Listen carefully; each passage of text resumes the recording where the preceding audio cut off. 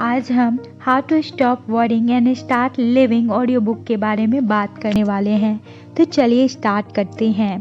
ऐसी क्या चीज़ है जो अभी आपको तंग कर रही है? वो चाहे जो भी चीज़ हो, मगर आपकी ये टेंशन आपको जीने नहीं दे रही, आपके अपनों से दूर कर रही है, आपकी सक्सेस और खुशियाँ आपसे छीन रही है। तो क्या आप ज़िंदगी भर टेंशन में रहना चाहते हैं या फिर खुलकर अपनी ज़िंदगी जीना चाहते हैं? इस किताब में आपको ऐसे इफ़ेक्टिव तरीके मिलेंगे जो आपको हर प्रॉब्लम से छुटकारा दिला देंगे। क्या आपकी आदत है कि आप हमेशा पुरानी बातों का पछतावा करते रहते हैं या फिर हमेशा फ्यूचर की चिंता में डूबे रहते हैं? कभी कभी लोग इतनी टेंशन लेते हैं कि वे अपने प्रेजेंट को भी भूल जाते हैं। क्या आपको लगता है कि आप एक भरपूर ज़िंदगी जी रहे हैं? हर दिन को भरपूर जिएं। स्प्रिंग के सुहाने दिन में एक जवान मेडिकल स्टूडेंट अपने फ्यूचर के बारे में सोच रहा था। क्या वो फाइनल एग्जाम्स पास कर पाएगा? स्कूल ख़त्म होने के बाद उसे कहाँ जाना चाहिए? कैसे वो अपनी करियर शुरू करेगा? वो लड़का यही सब सोच रहा था। उसके हाथ में एक किताब थी जिसे वो उस टाइम पढ़ रहा था कि तभी उसे उसमें लिखे ऐसे 21 वर्ड मिले जिन्हें पढ़कर वो इंस्पायर हो गया।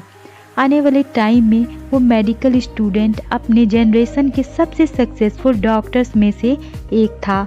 उसने famous John Hopkins medical school को लीड किया और ऑक्सफोर्ड यूनिवर्सिटी का एक बहुत ही रिस्पेक्टेड प्रोफेसर बना। और वो नौजवान था सर विलियम ऑफ शीशर। जो 21 वर्ड सर विलियम ने पढ़े वे थे, दूर जो धुंधला दिखाई दे रहा है उसे देखना हमारा मेन काम नहीं है, बल्कि जो क्लियरली हमारे हाथ में है उसे देखना है। इसका मतलब है कि हम उन कामों या टास्क पर ज़्यादा फोकस करें जो हमें अभी करने हैं, बजाय इसके कि हम फ्यूचर के बारे में टेंशन लें। सर विलियम ने येल यूनिवर्सिटी में एक स्पीच दी थी जिसमें उन्होंने स्टूडेंट्स को डे टाइट कंपार्टमेंट में रहने के लिए एनकरेज किया। सोचो कि आप अपने पास्ट के दरवाजे लॉक कर सकते हो, फिर आप अपने फ्यूचर के दरवाजे भी लॉक कर लेते हो। तो अब आपके हाथ में जो बचेगा वो है आपका प्रेजेंट, यानी आज और अभी। डे टाइट कंपार्टमेंट का मतलब है हर एक दिन के हिसाब से जीना। खुद को अलाउ करें कि आप सिर्फ उस चीज़ के बारे में सोचें जो उस वक्त आपके सामने मौजूद है। अपने दिमाग को पास्ट या फ्यूचर में ना भटकने दें। सर विलियम का ये मतलब नहीं था कि आप फ्यूचर के लिए बिल्कुल भी प्रिपेयर ना हो, मगर उसको लेकर फिक्र करने के बजाय अपनी सारी एनर्जी आज के टास्क में लगाएं तो ज़्यादा फायदेमंद है। जो भी करें उसे पूरे दिल से करें, अपना बेस्ट दें, बस यही आपको करना है। फिर तो आपका फ्यूचर बढ़िया होगा ही। रेट का एक दाना एक टाइम में, एक टास्क एक दिन में। हम अपने पास्ट और फ्यूचर के बीच में खड़े रहते हैं। पास्ट एक लंबी हिस्ट्री है और फ्यूचर बहुत बड़ा है। किसी ने इसे नहीं देखा और हो सकता है कि हम इतनी लंबी ज़िंदगी ना जी पाएँ। तो फिर क्या फ़ायदा कि गुजरे हुए और आने वाला टाइम के बारे में सोच सोच के परेशान हो। हमें फ़िक्र करनी चाहिए तो सिर्फ आज की। दिन रात फिक्र करने से बहुत से लोग बीमार भी पड़ जाते हैं। ऐसे लोग नर्वस ब्रेकडाउन या फिर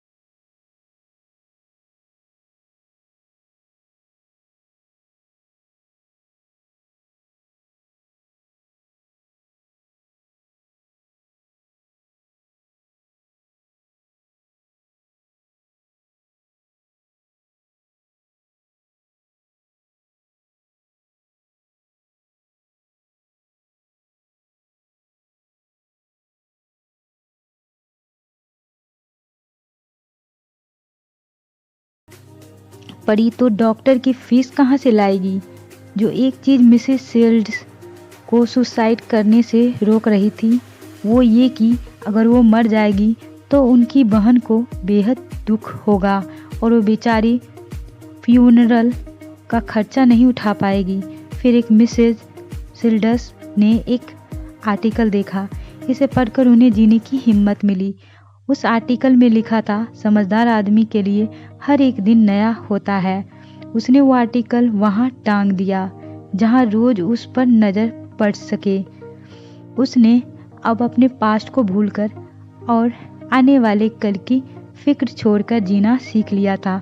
मिसेस सिल्डस रोज सुबह उठकर खुद को रिमाइंड कराती थी, आज एक नई जिंदगी की शुरुआत है। मिसेस सिल्डस अपनी गरीबी और अकेलेपन के डर से बाहर आ पाई।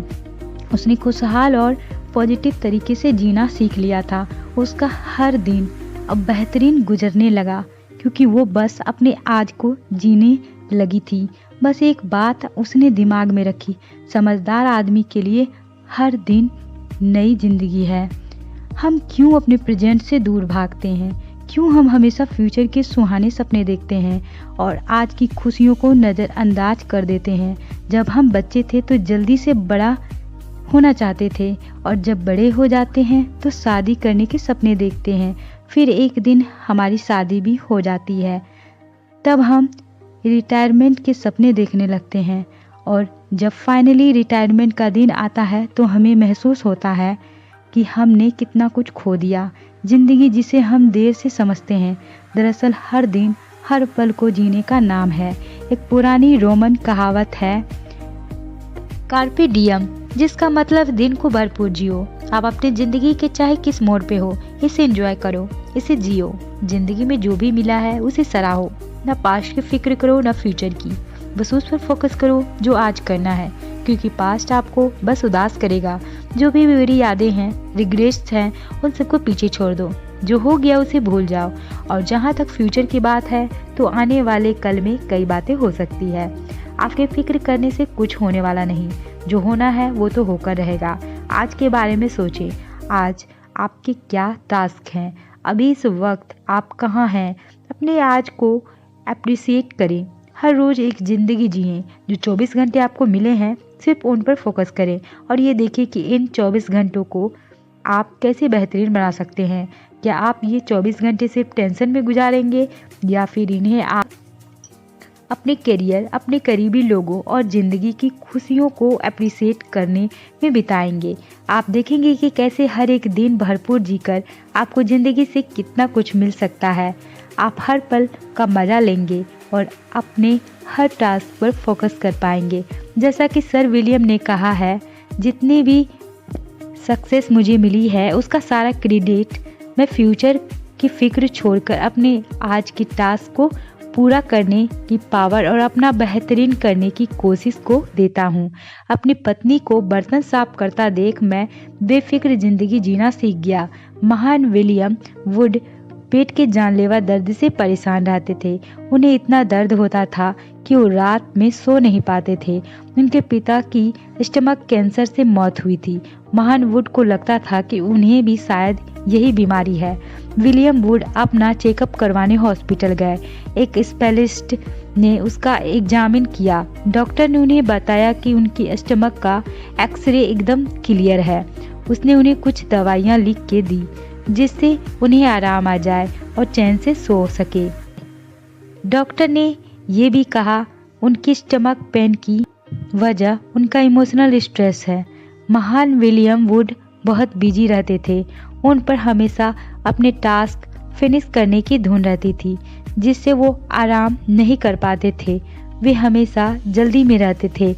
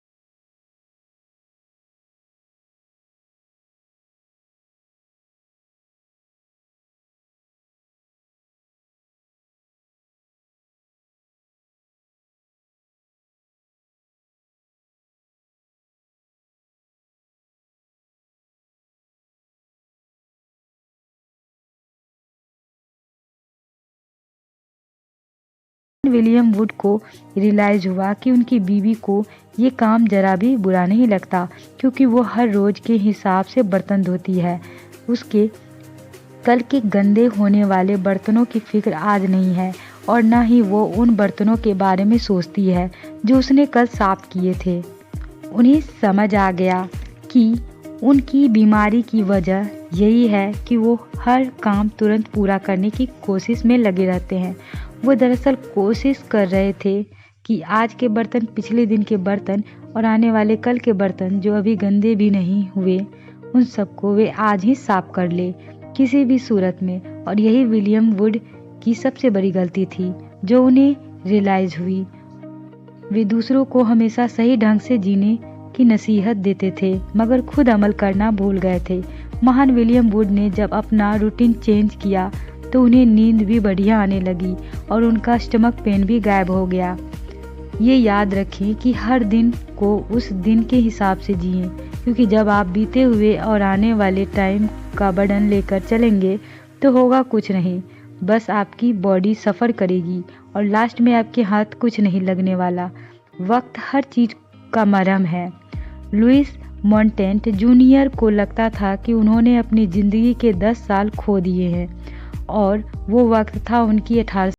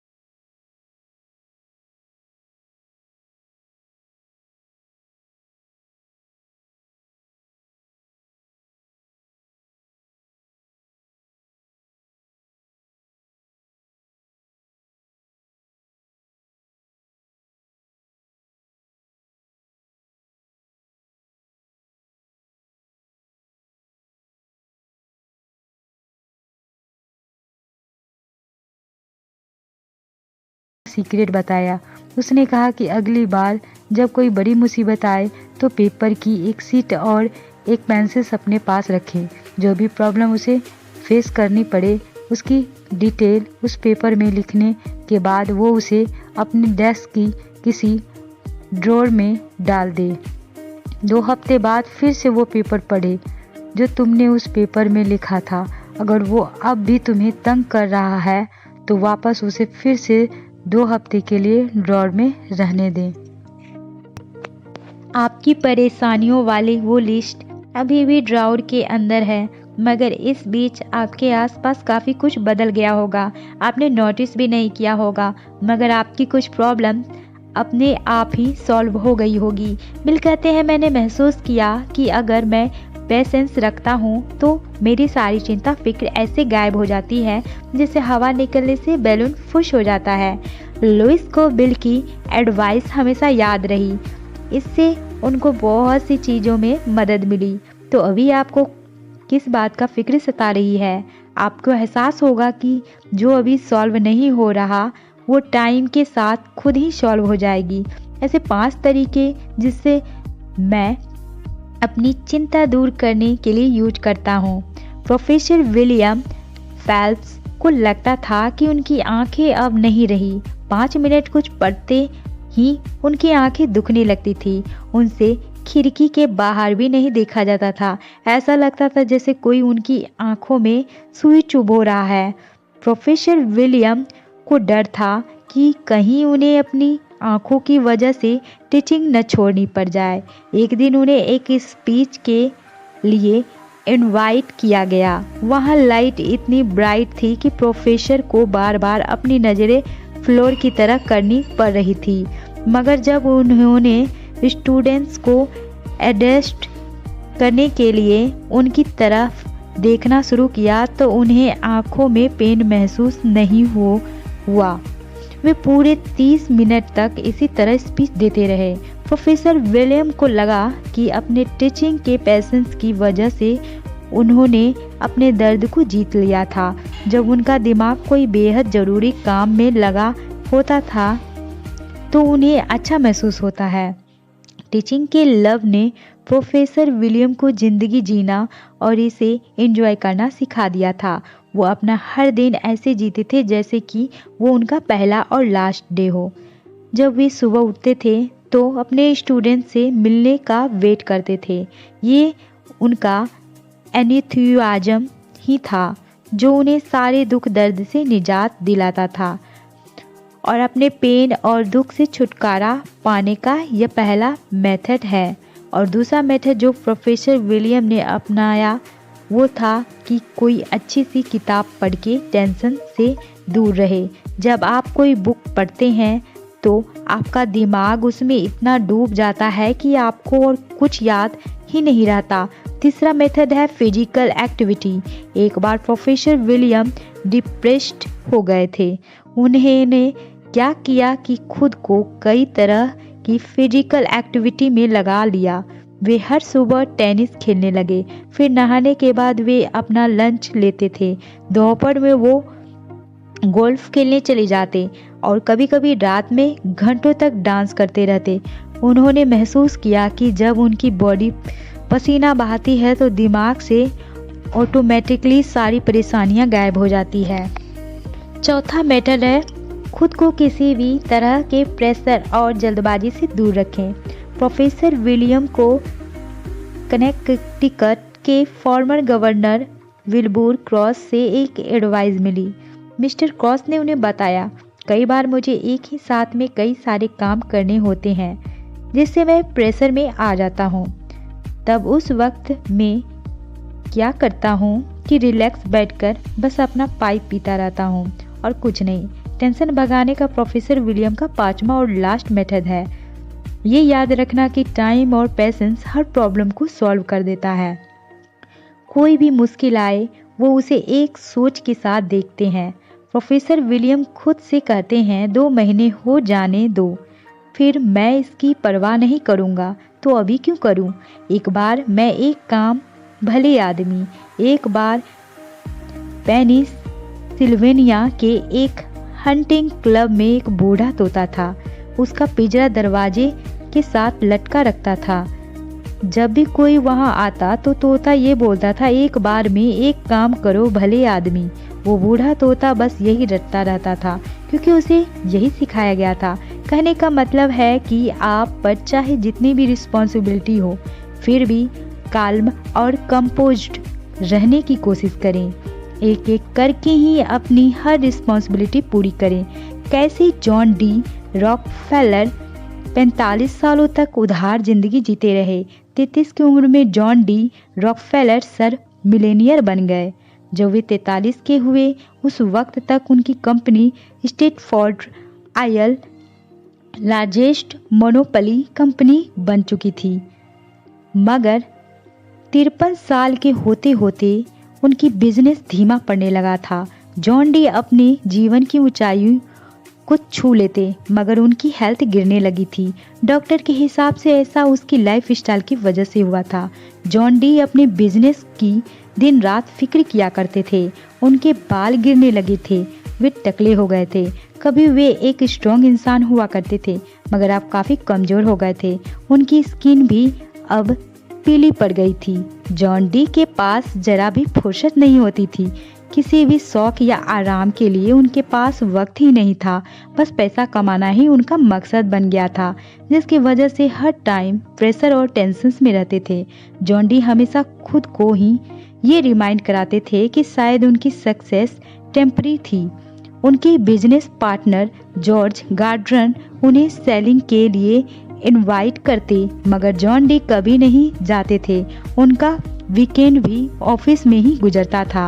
वो हंसना भूल गए थे, सबको उनसे डरते थे। जॉन डी किसी की भी अच्छाई नहीं देखते थे और एक दिन वो भी आया जब उनकी मोनोपोली फेल हो गई। उनके राइवल्स पूरी पावर से वापस आ गए थे। उनकी ऑयल कंपनी ने जिन लोगों को अब्यूज किया था वे सब अब चेंज की डिमांड कर रहे थे। जॉन डी की हेल्थ गिरती चली गई, उनकी रातों की नींद उड़ गई थी, वे ढंग से खा नहीं पाते। उनके डॉक्टर ने उन्हें उनकी सही हालत से वाकिफ करा दिया था, या तो वे कंपनी चुने या फिर अपनी हेल्थ। अगर वे रिटायर नहीं हुए तो 53 की उम्र में मर सकते थे और उनकी मौत का कारण होगा उनका डर, लालच और टेंशन। तो आखिर जॉन डी को अपनी कंपनी छोड़नी ही पड़ी। उनके डॉक्टर्स ने उन्हें फॉलो करने के लिए 3 हेल्थ रूल बताए। पहला तो ये कि कभी टेंशन ना ले। जॉन डी को हर हाल में टेंशन देने वाली बातों से दूर रहना था।